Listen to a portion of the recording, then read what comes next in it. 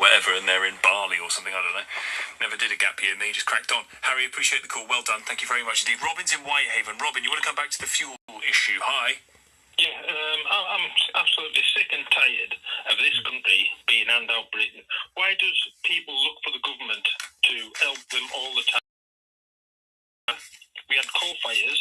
If we had no central heating, the hot water was run off the coal fire back boiler. Right. If we didn't have coal, you know what we done? We put an extra jumper on or a coat. We didn't have a car. Not many people on our street had cars. So you see kids getting dropped off at school every morning now and picked up the slightest little bit of bad weather or anything like that. I'm sick. You're bemoaning parents driving their children to school now? You used to walk to school. Okay, back in the day we used to live in caves. What do we want? Do we want one sheet of tarpaulin and a half-dug foxhole? I mean, come on. People sometimes have relatively nice lives. They have nice things. They've spent their money. What's wrong with a parent driving their child to school? Well, if you can afford it, nothing at all. There you go. Complaining the cost of fuel. Just drive less. Well, some people aren't complaining about the cost of fuel. Some people don't have the option to drive less. They've got to take their kids to school. You can walk. There's buses, Tom. There never used to be as many cars on the road 40 years ago. You know what I mean? I can remember when I grew up on my street, there was only 2 cars on 26 houses. How'd the rest of us get around? So people should not expect the government to come and rescue them when it comes to the fuel costs? Well, I think people should cancel the Netflix and the fancy iPhones and all the rest of the gadgets before they go to the government asking for an handout. This started with COVID. This started where the government hand out Britain all the time. More money for this, more money for that. Listen, I don't think this is a Netflix issue. What I do think is, I don't think you're entirely wrong in that there are people who obviously look at the fuel prices and say, whoa, that's got steep very quickly, and it's an extra bit of money that they don't want to spend on this stuff because it's really boring. But I won't forget for some while, Robin, the woman who messaged in to say, I've got quite a lot in savings, but I don't want to spend those savings on the additional 30 quid a month that might come my way for my energy bill. And I think, well, sorry, but that's what your savings are for. The taxpayer doesn't need to fund your heating bill when you can afford it. If you're on your knees, Tom, and you know what I mean, and you're really struggling, fair enough. But you can't look to the government all the time to cut your bills. You can't, because it'll be never ending. The next thing will come along. We've had a bad winter, you know what I mean, I need more money for this. All benefits mean tested? Well, absolutely. Robin, on that note of accord, we shall part. Thank you very much indeed for your call. Thank you for all your calls today. If you missed any of the show, you can listen back on our free Global Player app or the LBC app, where you can also stay up to date with all the latest news, videos and opinion. Download it for free from your app store now. At 10, Ben Kentish, but now joined by Conservative Party leader Kemi Badenock. It's time for Ian Dale. Thanks, Tom. We need to make sure that we have a sustainable policy that is well thought through. Conservative leader Kemi Badenock has announced a new plan which she says would cut household energy bills by £200 a year. And she insists her plan is very different to Reform UK's one with the same objective. Over the next hour, she'll be here in the studio with me taking your calls on rising energy costs and all the other squeezes on our personal finances, plus anything else you want to ask her. 0345 6060 973. From 8, Cross Question featuring former Conservative Minister Angela Knight, Labour MP Luke Murphy, the Conservative Home website's Tally Fraser, and political commentator Matthew Stadlen. And from 9, new research suggests daily cannabis use permanently alters your brain. Is this a good reason not to move towards legalisation? On your radio, on the LBC app, and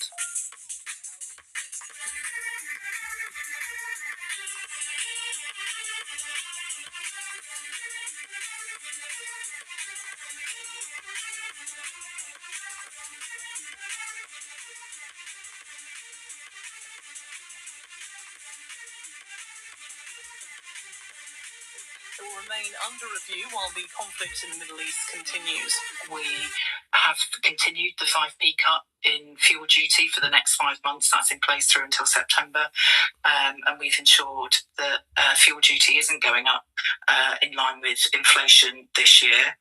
The Chancellor is going to keep this under review. We don't know exactly what shape this conflict's going to take, how long it's going to take. The Prime Minister has told business leaders it must be a joint effort to tackle the economic impact of the war with Iran. Conservative leader Kemi Badenock will be taking your calls on LBC next. More than 12 million mis-sold car finance deals will be eligible for compensation. Drivers who entered an agreement between 2007 and 2024 will be paid an average of £829. Firms are expected to pay out around £7.5 billion in total and should contact customers directly. Kevin Durkin's a solicitor. He says it may be more complicated than it first seems. There are a number of rules that underpin this scheme, and they are quite detailed and require reading and rereading, even as a lawyer. But it needs to be tested as to how simple this scheme is. 3 of the 7 people seriously injured when a car went into a group of pedestrians in Derby have been released from hospital. Detectives investigating the crash in the city centre on Saturday have been given more time to question a 36-year-old man. Residents opposed to plans for a Chinese super embassy in London will have their case heard in the High Court in June. They claim their security fears have been ignored, something the government denies. And the nightclub where it's thought an outbreak of meningitis in Kent started is reopening.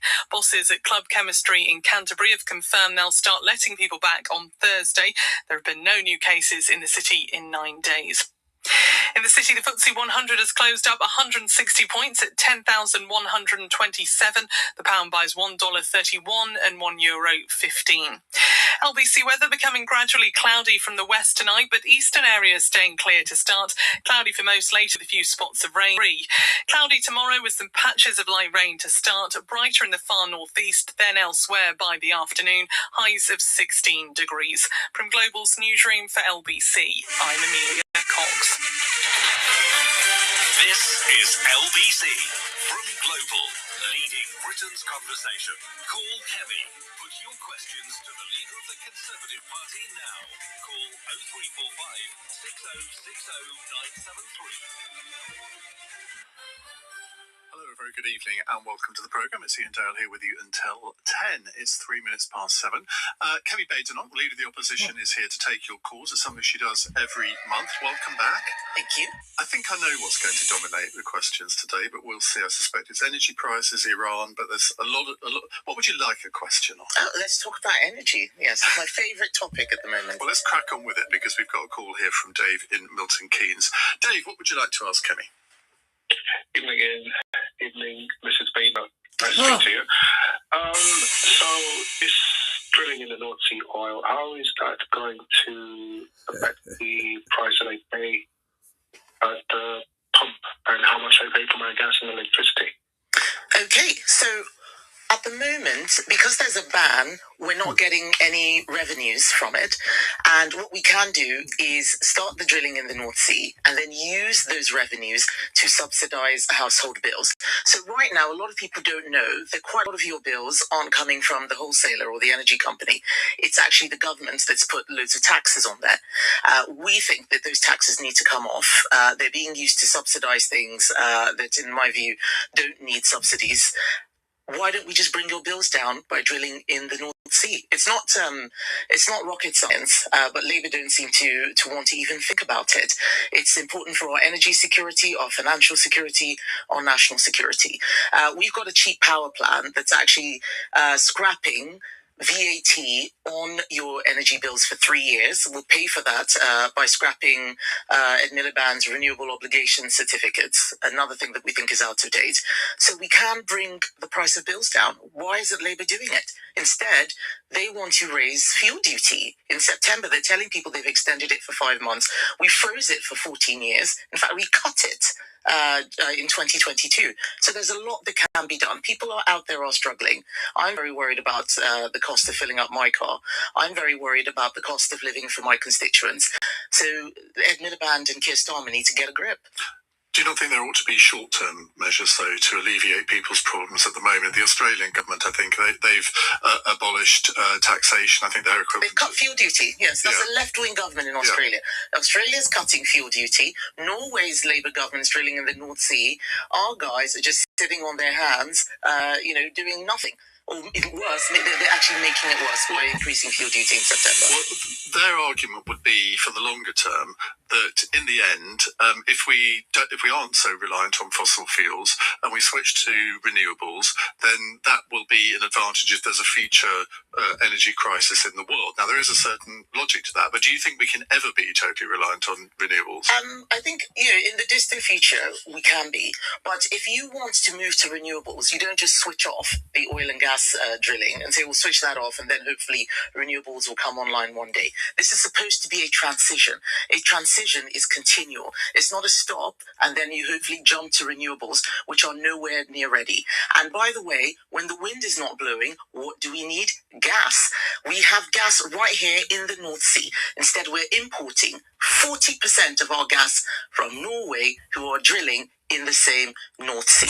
The reason why this is happening is because the last time Ed Miliband was Energy Secretary in 2008, he brought in all these targets. We as Conservatives kept them, did everything we could. Now it's costing everybody money, and we're saying it's time to stop. He is trying to save face. This is all about his vanity and his embarrassment. He doesn't want a U-turn. He should U-turn and make people like Dave and others have less of a burden, cheaper bills, less to pay at the petrol. Well, let's bring Dave back in. Dave, what do you say to what you've heard? Ian, without meaning to take up too much of your time and my time, the issue, big picture, stepping back, that we seem to have in this country is we have short-termism disease. Quick example, Norway and the UK, North Sea fields found at the same time in the 60s and 70s. Norway, $2 trillion sovereign wealth fund, with the state oil operator involved. We only got 60-70% of the oil industry, effectively. We chose the market route. BP today will pick up their oil rig in the North Sea and take it to Guyana because it's cheaper to drill over there. They will sell to the highest bidder of the market. It's not mates rates. The Tories and the Labour government had a consensus from 2008, let's head for net zero. And net zero does not mean stop producing oil, stop drilling. It's net zero. It's not gross zero. That's another misnomer that's being put out there. Bills that are being authorized right now, they're not going to be online in a year or two. It will take up to 10 years. That's not true, actually. That's not true. The gas would be online before the winter. The pipeline has already been built to the Jackdaw gas field. It is ready. Oil takes a bit longer, but gas, it will be up in a matter of months. So we should do it. Norway is selling us their gas. They're using the market system as well. But you're absolutely right about thinking long term. The long-term future of this country will be determined by getting our energy independence, energy security. Let's start off by drilling our own oil and gas in the North Sea. But in the end, people want to have their household bills reduced now, don't they? I mean, yes. we don't know what's going to happen over the next few months, and I think you constantly ask Keir Starmer this at PMQs, why won't he commit to removing the fuel duty rise? Is it in September? He said Ed Miliband's in charge. He said it's not up to me on North Sea oil and gas. But you could imagine if you were in that position, you might give the same reply, saying, well, the situation may have changed by then. No, well, what did we do? We froze fuel duty for 14 years, and in fact, we cut it in 2022. We think about the cost of living as well. The problem with Keir Starmer is that he's just frozen. He doesn't know what to do. I mean, the news was saying earlier that he's meeting with the oil and gas industry. He hasn't met them up until now. I've had 2 meetings with the oil and gas industry in the last year. What's he been doing? He's always caught, Captain Hindsight, waiting until after everything has happened, and then he wakes up and thinks, what should I do now? We need a prime minister who can think ahead, not wait until the problems arrive, and then start a consultation. That's what he always does. But scrapping the fuel duty rise in September, that would be welcome for many people. But we know at the moment, petrol and diesel have gone up exponentially. Diesel, I think, by 40p, certainly in my local petrol station over the last few weeks. People who heat their homes with heating oil have faced a much bigger increase in that. What can you do to help them? So this is one of the areas where it looked like there was unfair competition. So I represent a rural constituency. A lot of my constituents use heating oil. A lot of people in Essex use heating oil, and the people who are supplying look like they were carrying out unfair practices. It's not a regulated area. We asked the government to step in. They recognised there was an issue. They did step in. But what I would rather see is reduction in taxes. Every time the government sticks its fingers into something, it creates a complication. It's easier for them to take burdens off rather than go in intervening. And this is a government that doesn't want to take the burdens off. You look at everything they've done. Jobs tax, that rise in national insurance, business rates, the pubs are telling Labour MPs not to come inside. They keep adding more and more taxes. Why? To pay for benefits. That's the thing that's driving a lot of their decisions. Benefits, benefits, benefits. And then all of a sudden, an oil shock comes along. They haven't thought about shocks. We had to deal with shocks. We had COVID, for example. We'd done enough on the economy to be able to pay people to stay at home. We were able to do things around the Ukraine war. Labour is always caught short-handed. Do you think energy companies and petrol forecourts are profiteering? I don't think so, really. Not the people at the forecourt. Most of these are, franchises. They're people who are just trying to get by. They're seeing problems as well. One of my constituents is a farmer. I was with him on his tractor last Thursday. He said that the oil price, his diesel price had nearly doubled. The people are saying there's a shortage. This is economics. When supply reduces, costs increase. We need to increase the supply. What can we do here locally to increase the supply? Drill our own oil and gas in the North Sea. I'm sure you've got better things to do on a Sunday morning than watch Bridget Phillipson on Laura Koonsberg. But she was next to me. I was on Laura. You were on with her, weren't you? Yes, I did watch you as well. But what did you? Oh, did you? I did. What did you make of the fact that she essentially said to people, well, you don't need to save any fuel, just carry on as you've been doing? I thought that was a very strange thing for her to say, because other countries, particularly in Asia at the moment, are experiencing fuel shortages, and they're introducing rationing and all sorts of different measures, which we may well have to do at some point. Do you think she was right to say that? Well, I think it is important that we don't get people panic buying.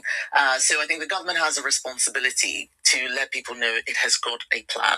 What I didn't really hear from her was a plan. What I heard was we're considering things. I wouldn't ask people to do anything that might instigate panic buying. I think that the people in this country actually have a lot of common sense, and they know that it's easier to just cut back and be sensible. I don't think you need the government minister to tell you that. Okay, let's go to Maida. Dave, thank you very much. Let's go to Maida in Sunbury. Maida, hi. Hello, hi. Hello. What would you like to ask? I just wanted to ask a question. I'm Iranian, and I just wanted to ask, if Trump doesn't change the regime, is he achieve anything from this war? Do you think, you can't negotiate with terrorists, and I'm sure as soon as they stand on their feet, they do the same. So what do you think? Do you think if Trump doesn't change? Well, I think a lot of the regime has already changed, but it's not that easy to get the sort of wholesale change that President Trump... I mean, what we need to ask is, what was the plan for this war? I said very clearly that when the US and Iran are at war, irrespective of how it started, we should be on the side of the US, because Iran has tried to carry out terrorist attacks on British soil. It is an enemy of the British state. But what we want to see is conflict de-escalated and ending as quickly as possible. This war is creating a lot of hassle for people all across the world. Our bases are being attacked. We didn't start it, but we've been dragged into it, having to participate. I want to see our service personnel protected. But I think that something has been achieved, and that is a fundamental weakening of Iran. It might not be the goal that the Trump administration had, but Iran's neighbors have all been reminded of what kind of country it is. The Gulf countries, who have always been suspicious of Iran, have been attacked. Many of them had not been participating in the war. So I think it is going to change Middle East politics, hopefully for the better, in the medium to long term. But in the short to medium term, it's creating a lot of disruption for the whole world, but especially those countries that are Iran's neighbors. Let's clear up your position on this war, because Keir Starmer has constantly been goading you at PMQs as if it was Leader of the Opposition's question time about your position, because he maintains that you supported Donald Trump's strikes on Iran right from the beginning. Yes, I know. Did you? Yes, no. I said support Donald Trump, verbal support, express support, and I specifically said, like the Canadians and the Australians, who all came out with statements. And I said, why is our country not putting out a statement? Let me tell you what Keir Starmer is actually doing. His pollster or whoever has said, oh, do you know what? You're doing a little bit better because of your stance on this war. So try and make your opponents look bad. This is a man who tells lies at PMQs, just like he did with Peter Mandelson when he said, I didn't know the full extent of his relationship, and the papers that were released showed in black and white the opposite. He says a lot of things there at the dispatch box at PMQs that aren't true. He'll tell people that I never signed any trade deals. Of course I did, multiple, including the biggest one since Brexit, CPTPP. But my position has been very clear. We didn't start this war, but whether we like it or not, because of our relationship with the US and Israel, we'll be dragged into it. So let's say whose side we're on. You did say... And when bases are attacked, don't just try and catch the arrows. You've got to stop the archer, or eventually you will get hit. I said that he should also allow our bases to be used by the US. He said no, and then he U-turned and said yes. So I've been consistent. This is not a conflict that we started. We've been dragged into it, but we need to have a bit clear eyes and a plan. Starmer had his head in the sand, and then when it looked like it wasn't going well, said, oh, well, I was against it all along. I'm doing my Love Actually thing, standing up to Donald Trump. Everything is just happening to him. He's not really making decisions. You did say on the 5th of March, if your principle is we will only wait until we're attacked rather than deal with imminent threats properly, then we will be in a lot of... Now, that was surely a clear call for Britain to get involved in the US-Israeli airstrikes. No, this was after we had been struck.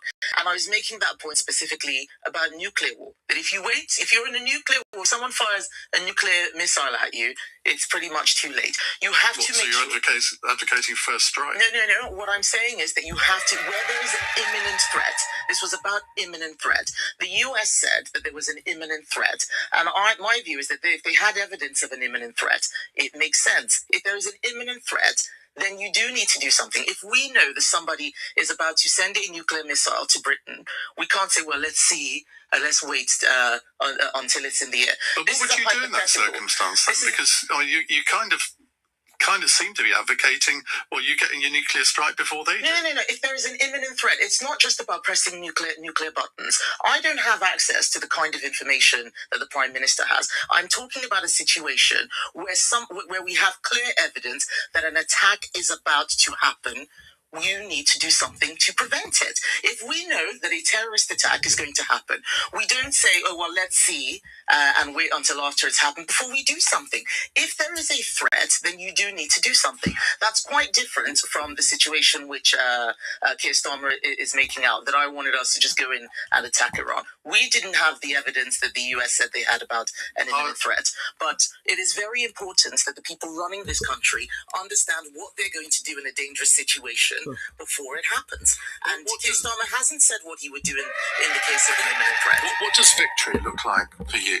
I mean, I don't know. This is not my war. I didn't start it. I mean, in my view, this is something where we need to bring about a de-escalation. We want to see Iran being run by people who the Middle East and ideally the West can do business with. That, I think, would be a victory. Iran has been sponsoring the Houthis, Hezbollah, Hamas, any kind of degradation in terrorist basically saying that if the regime doesn't go, and if there isn't some sort of better regime that comes after it, that cannot be, then it won't be worth it. Well, she said, what does, has anything been achieved was Maida's question. And I said that the degradation in Iran's capability is something. It has fewer warships, it has less of a capability to attack. It still has drones, but its position and standing in the Middle East, especially with its neighbors, has changed. That's something that it has achieved. Maida, thank you. Julie says, if the PM has got it so wrong on Iran, why does his decision poll so well with the public? Well, because most of the public just don't want to hear about war. They don't want. They don't know a lot of the details that I do as a former government minister. Many people don't know just how critical the U.S. is for our security and military defense. The U.S. protects this country in many ways the citizens don't know. So not going into a war is always going to be popular. Isn't that a failure of yours in part for not getting that message across? I base my judgment on principles, not on polls. I don't sit around and say, what's the polling telling me to do? That's what Keir Starmer does. I know what I believe in. And sometimes you have to do things that are difficult. Sometimes you will have to do things that are unpopular. Cutting benefits, not a popular policy. There are loads of people in the country who are on benefits, but it's the right thing to do. So I start from first principles. Okay, Peter is in Clapham. Hello, Peter. Hi there. My question is really around why the PM is not prescribing the IRGC. I think we're all very curious as to why the government's so kind of compromised on this matter when kind of major countries have done so, or other major countries have done so.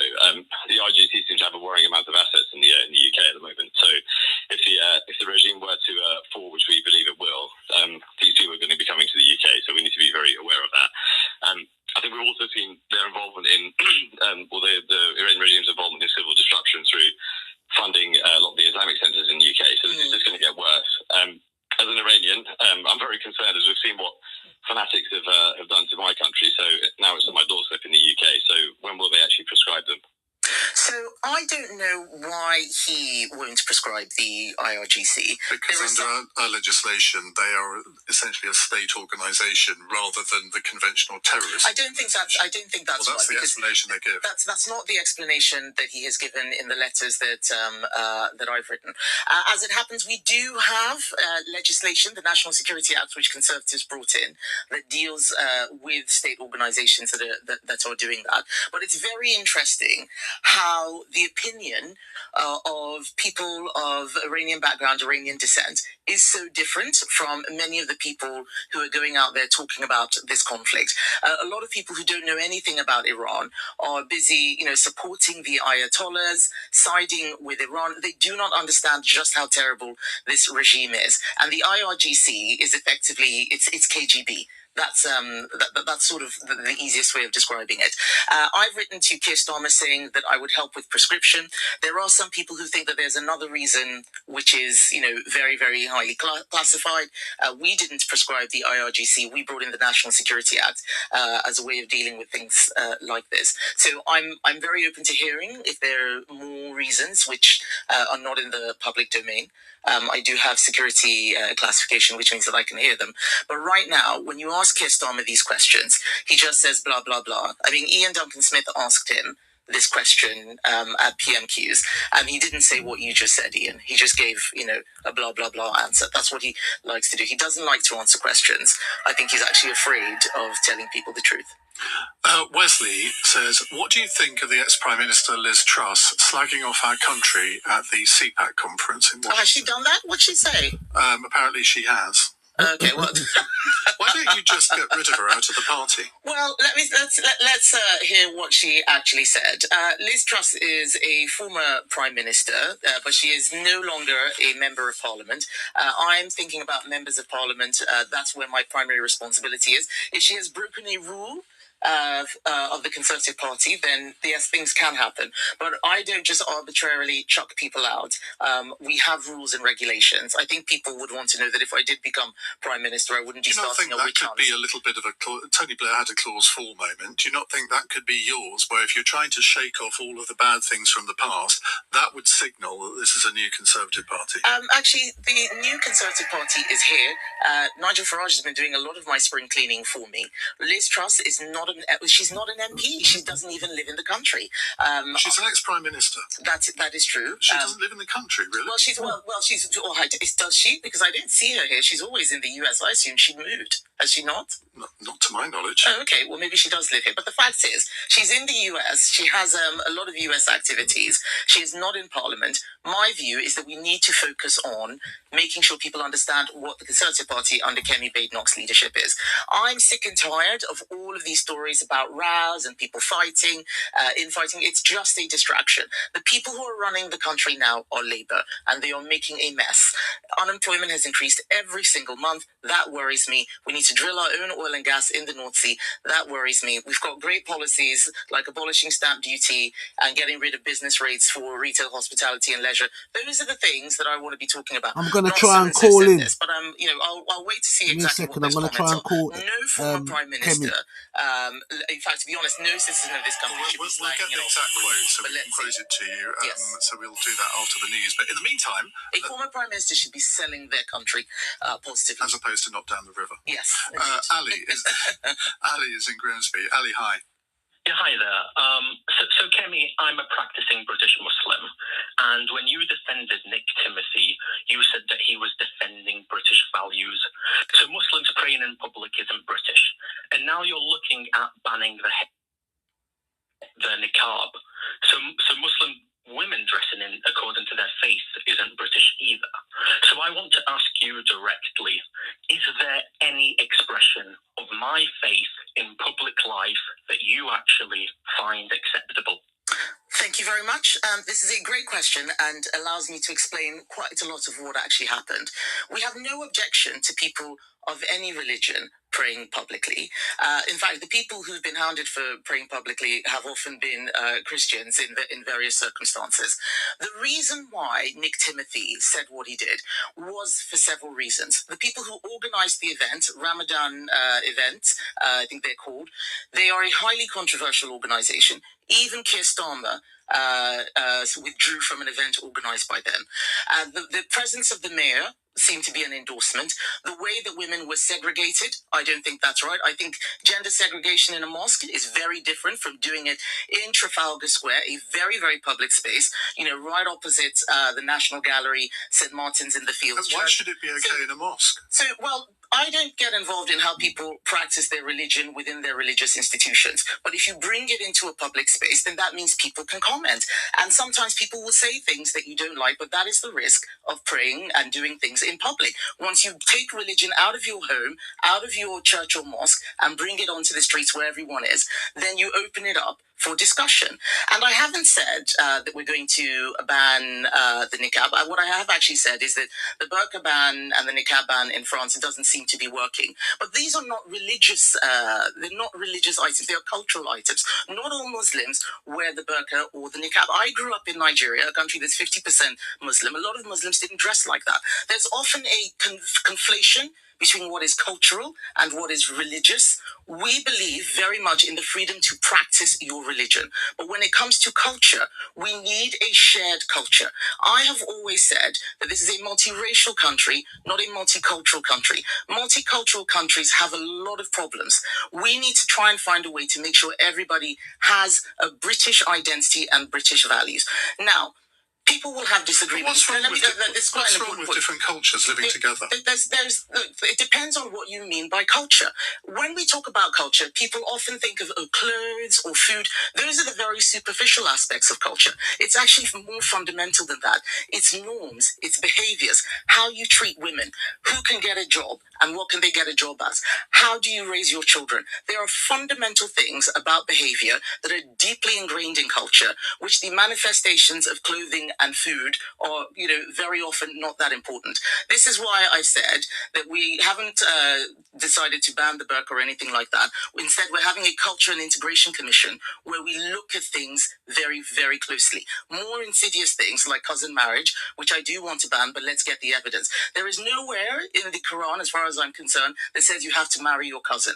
These are cultural practices, not religious practices. And we need the space to be able to have these conversations without whipping up anger against the people who are expressing concerns. Surely the key there is the way you conduct these conversations. Yes, I think that's right. Would you accept that Nick Timothy was a little bit clumsy in some of the language he used in that tweet, in that statement that he made? And have you sat him down and said, look, can you be a bit more careful in future? Well, Nick has clarified what he was talking about. But he shouldn't have had to clarify it, should he? But this is the thing about tweets. With tweets, there's only so much that you can say. So I have been very, very supportive of Nick because I think it is important that we start talking about these issues. Yes, we're going to have things that we disagree on. What I will not have is people trying to shut down a debate and say you can't talk about this or say it's Islamophobic and so on, like the definition that Labour is trying to bring in. We saw a security guard not stop a bomber in Manchester Arena because he was afraid of being Islamophobic or being called racist. We have seen a grooming gang scandal where lots of people didn't say anything because they didn't want to be looked at as being racist or Islamophobic. We cannot have a situation where people can't say, oh, I think there's something wrong with that without being shut down. If someone says, I think there's something wrong with that and you disagree, say, I disagree. There are ways of doing MPs, it, this is important. Labour MPs instead wrote to me demanding that he be sacked. No, we are not going to have this anymore. This is not the old Conservative Party where people are terrified every time someone writes an angry letter. Let's have a debate. You can have very strong views. You can think I'm completely wrong. That's fine. Let's have that debate. But what I will not do is not say what I think so that people won't feel upset by that. We need to make sure we have a good conversation around culture. So I hope people will get involved in my culture commission. Do you think, though, that there is a danger here? Because when David Cameron was leading the Conservative Party, he spent a long time trying to make the Conservative Party welcome to all sorts of groups that had felt excluded from it in the past. In fact, we first met when he had just become leader, I think. Yes, that's right, actually. And I was listening to George Osborne and Ed Balls' podcast this morning, and they had a guy who had been on the Conservative candidates list who was a Muslim, and he said very similar things to what Ali has said here, that he now feels that David Cameron wouldn't have stood for what Nick Timothy said, and he feels the Conservative Party has changed to exclude different minority groups. Not at all. We welcome all minority groups, but we want to make sure that there is a primary identity that everyone buys into.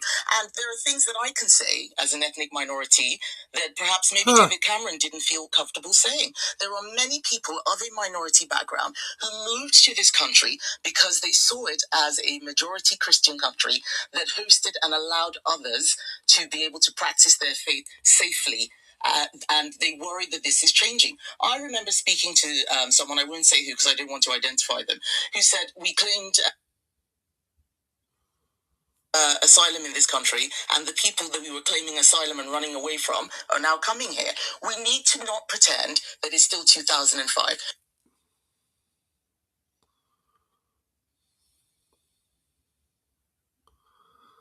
I was trying to phone them, but now I've messed up. The world is changing. We are in an era of global mass migration. We are in an era of social media and, technology that means that people can be here but still have their feet are in this country, but their heads and their hearts are still somewhere else. So we need to find a different way of conducting ourselves rather than pretending it's still 1950. And once people are here, they can't really, have their elsewhere. Do you think that all of those Muslims who were celebrating Ramadan in Trafalgar Square, do you think any of them are more likely to vote Conservative after this whole farrago? Well, I'm doing things because I believe in them. I'm not going to be saying stuff just so I can get votes. Go to Nigel Farage for that. He will tell you whatever it is you want to hear to get your votes. I'm saying what I believe is true. Let's have a debate. If people agree or disagree, Ali has called. He disagrees, but I hope that the explanation I've given shows him more about where I come from. Let's briefly go back to him. Ali, what do you make of what Kemi said? No, he's not there. Never mind. One of the things that I'm trying to do is create space for a healthy debate. People like me and Nick Timothy will conduct this in a responsible way. If you do not allow us to have the debate, then you'll have all sorts of extremists carrying the debates out in an irresponsible way.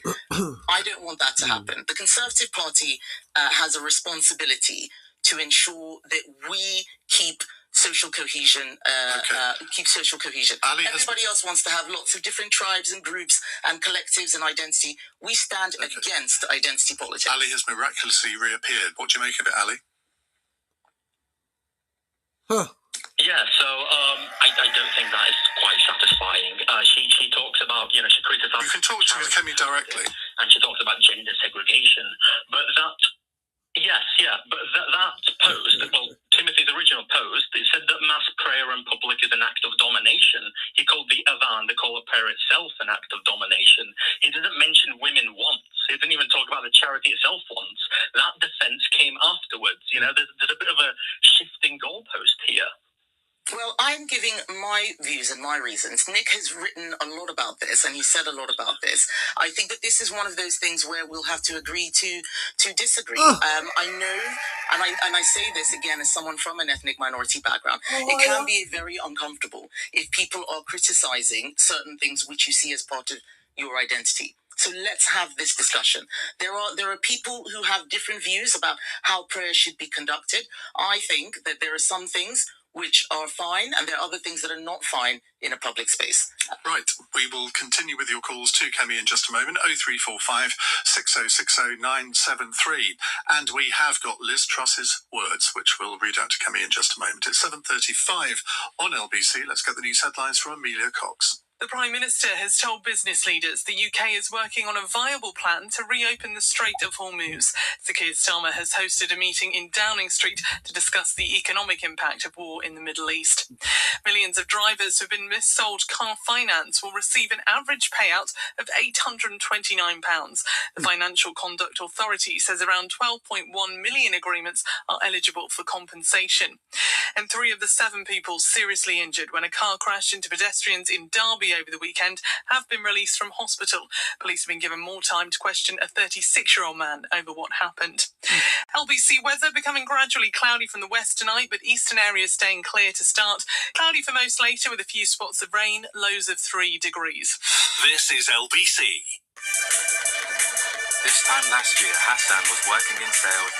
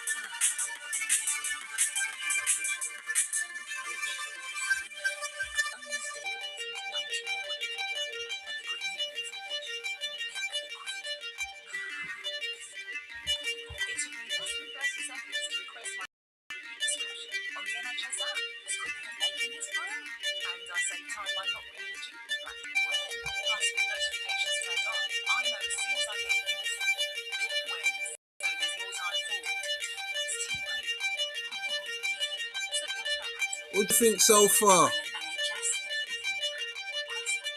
What Kemi badenock saying? I think I would have asked her about the reparations. Apparently she said no to reparations, so that's what I wanted to phone them up and ask them. But they're not answering. Kemi Badenock, the leader of the Conservative Party and the leader of the opposition, is here taking your calls. I've just seen a text pop up. Joe in Liverpool says, please ask Kemi whether she would boycott PMQs if Keir Starmer keeps avoiding questions. I mean, that would be the ultimate media option, I suppose. That is Nigel Farage's way. He walked out of PMQs because he didn't like the answer that Keir Starmer gave. To be perfectly honest, I enjoy PMQs. And even yes, I do. No leader of the opposition has ever said that before. I love it, because what it is an opportunity for me to show people what kind of man Keir Starmer is. Even his not answering the questions means that everybody is watching, everybody can see, everyone's coming to a judgment. He's not on top of his brief. He's evasive. He's probably lying. I know when he's lying. And I That's think quite an accusation to make against the Prime Minister. But when he said she's never signed any trade deals, that was an out-and-out lie. So I can say that. I can't say it, very sadly. I cannot say it on the floor of the House. The Speaker will not allow you to call another MP a liar. You can say that is not true. Yes, I can say that is not true, but that's, that is not true could mean it's kind of true, or it's, but actually just when you say someone is lying, it means that they know they're doing it deliberately. Saying that is not true could mean... Or you could just come back and say, could you tell me, Prime Minister, who signed the trade deal with X, with Y, well, Z? I could do, but That's how they can distract you. I need to make sure that I get the answers I want, not talk about what he wants to talk about. He's always trying to ask me questions, and I tell him, if you want to swap places and be the leader and let me be the prime minister, that's fine. Right, this is what Liz Truss said at this conference in America. We need a counter-revolution to overthrow the globalist regime that is now in power. What I'm working on is how we build the equivalent of a MAGA movement, a mega movement, Make England Great Again. You hear that? Okay. You hear that? She didn't actually say something bad about the UK. I thought that she'd been rude about us. Well, she's certainly saying it's not great, isn't she? Well, so reform, saying Britain is broken and so on. This is why we're different from people who have that opinion. A lot of stuff is not working, but a country is its people. This country is made up of its people, and I think its people are great. Okay. The systems are broken. There's a lot in the systems, but the country itself is great. Let's hear from another Great Britain, Louise in Chertsey. Hello, Louise. Hello. What would you like to ask Kemi? I'd like to ask her why, when she talks about benefits, she's not distinguishing about disabled people who are on benefits who really need it. Okay, so Louise, I do that in my speeches. Sometimes when there's a short question about something specific, I don't make that distinction. But I've always said that our benefit system should be a safety net for people who have no other choice. It should not be a way of life. And what we have seen, especially after COVID, but most particularly since Labour came into office, is lots of people deciding that it doesn't make sense to work, that it's easier to be on benefits, especially with low-level conditions, low-level anxiety, low-level depression. These things are costing us billions. We need to get people of working age back into work. It's not about disability. The quotes and the figures I use tend to be on people on out-of-work benefits. And if Labour is killing jobs, more people are going to go on benefits, and fewer people are going to be there to pay the taxes that cover the benefits. We need as many people working to look after those people who need the safety net. Today it's been revealed that the amount we pay in benefits has exceeded for the first time ever the amount we take in income tax. Yeah. How worried should we be by that? We should be very worried. We should be very worried. The rider is now heavier than the horse. We are paying more in benefits than we get in tax. That cannot be sustainable. It cannot be the case that more needs to be spent on benefits than we can make working. That is not right. Okay, thank you very much, Louise. John is in Reading. Hi, John. Hi, guys. How are you doing? Good, thank you. What would you like to say? So my question is, it's just out of curiosity because I think it's a really interesting question. I don't think you've been asked this recently. Do you believe that people who believe in rejoining the EU or being in the EU are welcome in your party? As we know, parties that win elections are parties that have the left and right in their parties. Well, we are a party of the centre-right. So, a party of the centre-right should not have people of the left as MPs. There might be people of the left who support us because we have particular policies. I remember when I was fighting on single-sex spaces, it was actually women of the left who supported me the most. But on something like rejoining the EU, that's not a left or right issue. It's just a policy. You agree or disagree. And right now, the Conservative Party policy is that we left the EU. We fought very hard to make sure that we satisfied the referendum vote. The people of this country voted to leave. What we have not done, either with this Labour government or even after leaving, was make the best of it. COVID derailed a lot of those plans, but we need to make the best of leaving the EU. Rejoining would not be on the same terms as when we left. So I think many of the people who talk about rejoining are looking at many misleading stats and facts, which actually would not necessarily be the case. I think whenever people are presented with the reality, they don't say yes to it. I don't think you've answered John's question, though. Would people who support rejoining be welcome in your party? Well, as party members, yes. As MPs, people who would be voting against party policy, No, we need people who are MPs to be, reflective of the party policy. Otherwise, you don't know what you're voting for. We're not having what we had before, where you vote for a Conservative MP and they start doing something different from what they promised to vote for. This is why, for instance, I said that we're leaving the convention, the European Convention on Human Rights, and you cannot stand as a Conservative candidate unless you're signed up to that. You need to know what you're voting for. No Conservative leader, I don't think, has ever done that before. Well, no Conservative leader has been in this position where people have said we don't know what the Conservative Party stands for after 14 years. I've got to deal with that. I've got to deal with 2026 and where the party is rather than where the party was in 1980 do you not or 1950. think that political parties only succeed when they're broad churches? Yes, that's true. They do succeed when they're broad churches. And like I've said, we want support from a broad thrust of people. We do. But if you have a policy where people can decide whatever it is they want to do, then you cannot govern. And what we saw after 2019, many people wonder why it all went wrong for Boris despite the 80-seat majority, was because we had an 80-seat majority for one thing: get Brexit done. After that, we started arguing. Should we put up taxes to pay for COVID? Should we not put up taxes? Should we have lockdown? Should we not have lockdown? Should we build houses? Should we not build so many houses? You cannot have a party arguing about these things all the time. You need to have a very, very clear policy set. Now, if people don't like it, they can decide that, a different person should be leader, if that's what the members and the MPs think. But when you have a leader with an agenda, you can't have everybody making up their own stuff. It just doesn't work. And we saw how that destroyed us in the last parliament. Just on that, how worried are you that if the local elections go badly for the Conservatives, and a lot of the electoral experts believe that that's what's going to happen, how worried are you about your own position? I was elected to renew this party, and everyone knows that it's not an overnight job. We are also in a new era. We are now in the era of multi-party politics, and people know that's very different. It's not like when it was just Labour and Conservative. You have Reform, you have the Greens, as well as the Lib Dems in Wales. It's Plaid that's getting the most in terms of support in Scotland. The SNP is doing well. So we need to make sure that we have a very, very clear identity. If people don't know what it is they're voting for when they're voting Conservative, that will be a disaster. Part of my job is to make sure people know what they're voting for. And right now, with the Conservative Party, we want a good relationship with the EU. I'd like us, to have a close relationship with them, but not be in the EU.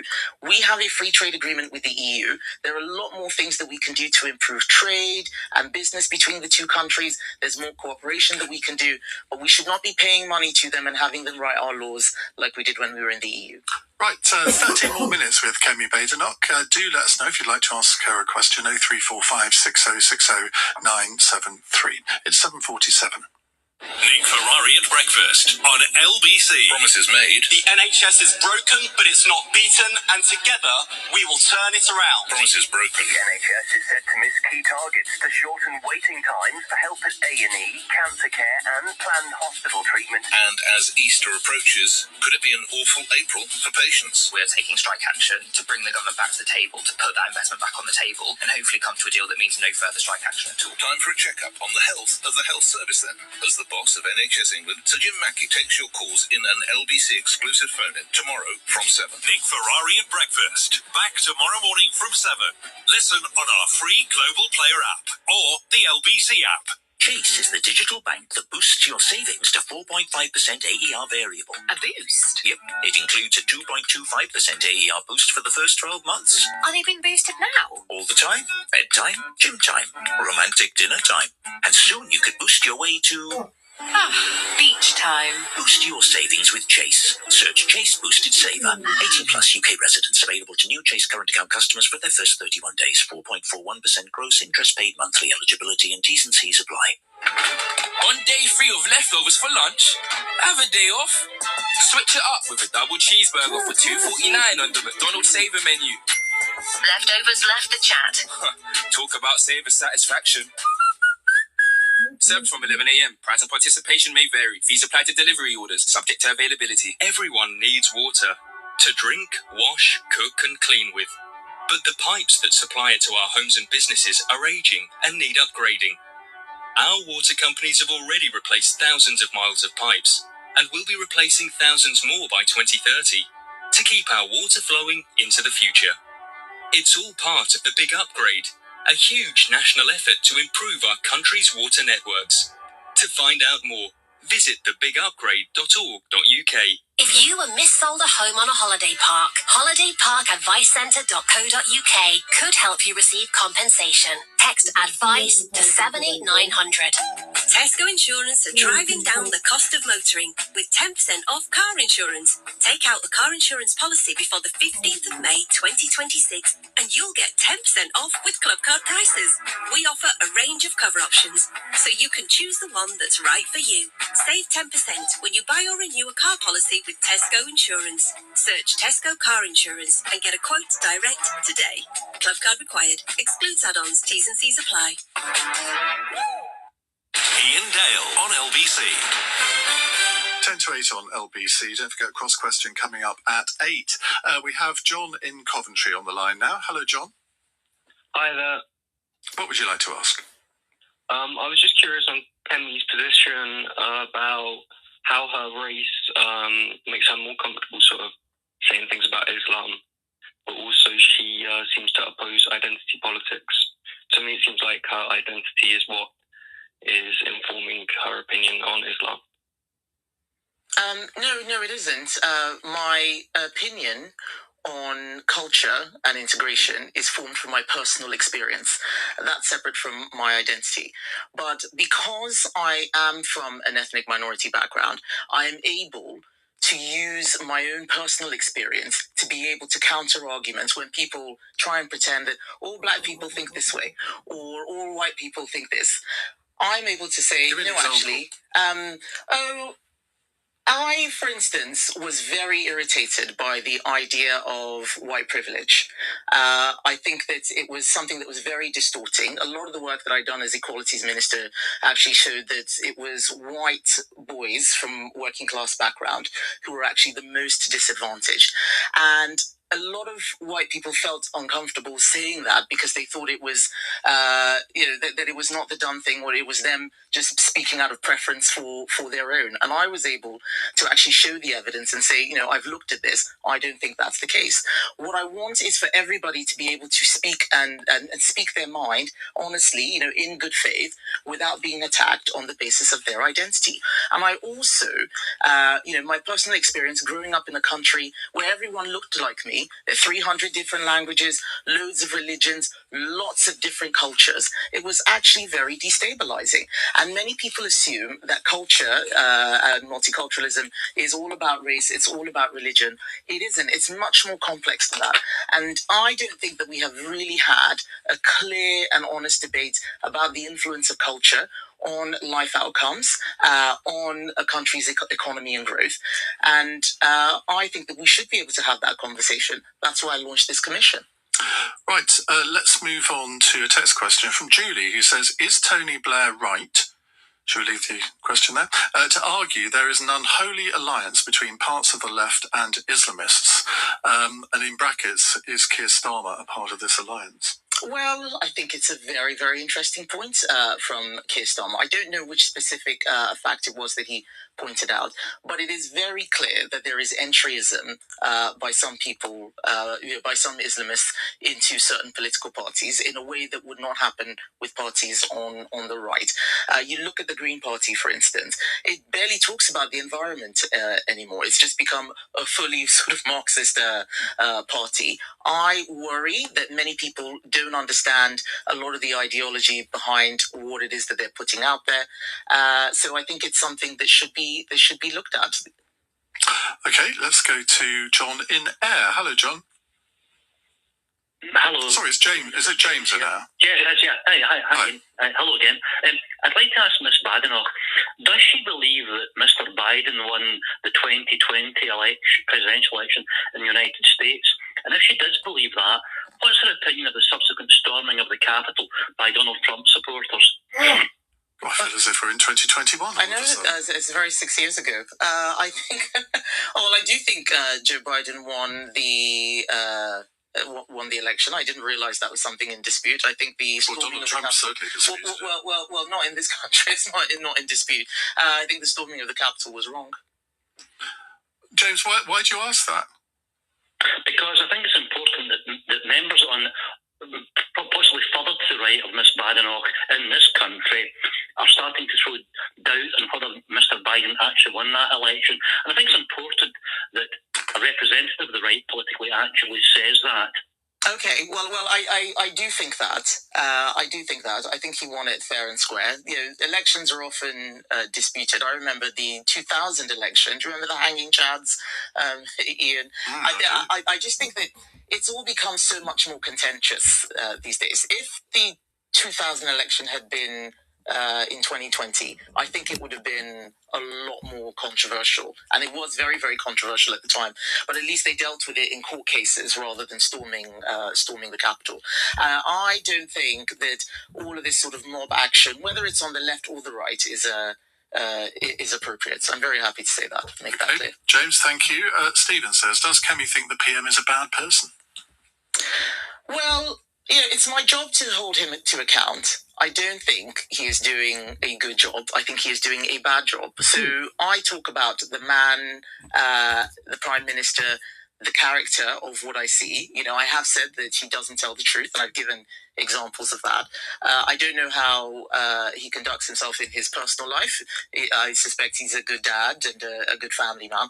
I only look at him from a professional perspective, and from that perspective, he's not doing a good job. I worry about how the way they are carrying out their policy is impacting people's lives.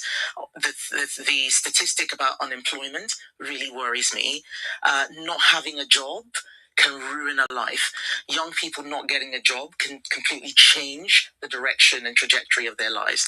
And to have a government that is so relaxed about job losses and simply saying, well, they need the taxes so that they can give more welfare, that worries me. Do you have a good personal relationship with him? I mean, some prime ministers and leaders of the opposition, they actually do talk to each other quite a bit and can sort of shoot the breeze a bit. I'm not sure anyone has a personal relationship with him. I mean, I read all of those quotes from his staff who say they don't know what he thinks, that he just locks himself in a room and spends all his time reading. He's outside PMQs. He is civil. I mean, he's not very civil in PMQs, but probably I give as good as I get. So that's what PMQs is. But there's no sort of how the kids coming, blah blah blah. No. He'll say if there is an occasion when we are together, you know, sometimes we have commemorations and services. He will do that, and I will. You know, we will have a perfectly pleasant conversation. So he's not an unpleasant person. I don't dislike him in any way, but there's no sort of buddy relationship. You know, we're not WhatsApping each other late in the night, saying, yeah, you know, that sort of thing. I can't believe you said that about me today. Right. Yes, no, it's not quite like Let's go to Rishi in Suffolk. Hello, Rishi. Hello. They're not letting me on. So, I'm a transgender woman. I have listened to the whole hour, and I think a lot of the things that you've said, Kemi, have been very balanced. I know that we probably won't agree on a lot of things, and I know we probably don't agree on the single-sex basis thing. I agree with you that no one should be attacked based on their identity, and I believe that everyone deserves to be able to live their life. What I want to know is, if you got into government, how would you protect transgender people? By making sure that the rules which apply to everyone are applied to them as well. I don't believe in any form of discrimination, not even positive discrimination. I believe in equality under the law. And one of the things that we used to see in this country was discrimination. That's why so many laws were brought in. No one should be attacking you on the basis of your race, your sexual orientation, your gender, and making sure that we can enforce that and ensure people are free to live their lives within, you know, within the boundaries of things which I have said, like single-sex spaces. Then yes, I think that's absolutely right. And would you, how would you, with the single-sex basis thing, how would you cater for? I do not feel comfortable going into a man's toilet, but I also don't want to make some women uncomfortable, because I understand that some women are uncomfortable about transgender people going to the toilet. How would you deal with that? So one of the things I did do in government was bring out regulations on how facilities can be created.